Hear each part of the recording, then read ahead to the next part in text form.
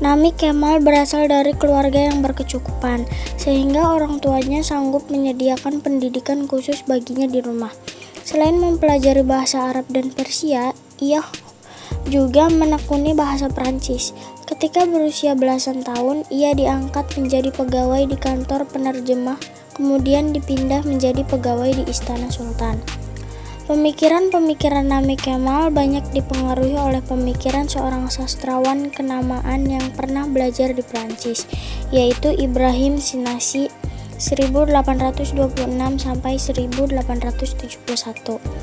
Sastrawan ini banyak menggunakan istilah-istilah hak rakyat, kebebasan berpendapat, kesadaran nasional, pemerintahan konstitusional, dan istilah lain yang semakna.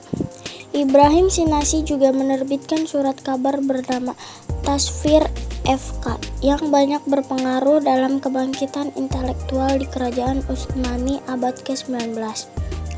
Ketika Sinasi pergi ke Paris di tahun 1865, pimpinan Tasfir FK dipegang oleh Nami Kemal sendiri. Namun, tulisan-tulisan Nami Kemal yang dikental dengan ide-ide pembaruan membuatnya terpaksa pergi ke Eropa pada tahun 1867. Ia diperbolehkan kembali ke Istanbul pada tahun 1870. Tetapi 3 tahun kemudian ditangkap dan dipenjarakan di Pulau Siprus.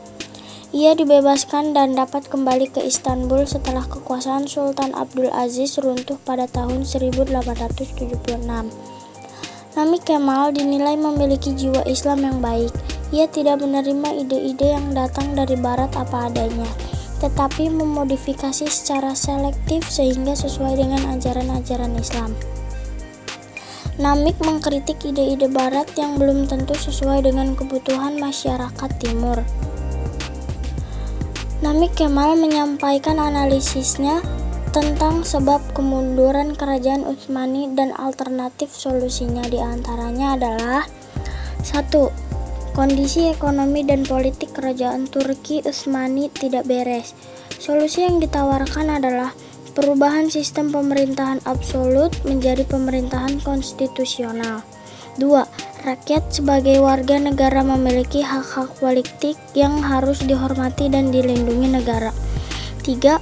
Pemerintahan demokratis tidak bertentangan dengan ajaran Islam, sebab negara yang dibentuk dan dipimpin oleh 4 khalifah sepeninggal Rasulullah SAW sebenarnya memiliki corak demokrasi. Sistem balat yang terdapat dalam pemerintahan para khalifah pada hakikatnya memiliki kedaulatan rakyat.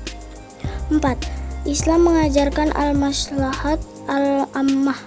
Ajaran ini sebenarnya adalah maslahat kebaikan umum. Khalifah tidak boleh bersikap dan bertindak yang bertentangan dengan al-maslahat al-ammah. 5. Kepala negara dalam mengurus negara tidak boleh melanggar syariat. Syariat merupakan konstitusi yang harus dipatuhi oleh kepala negara.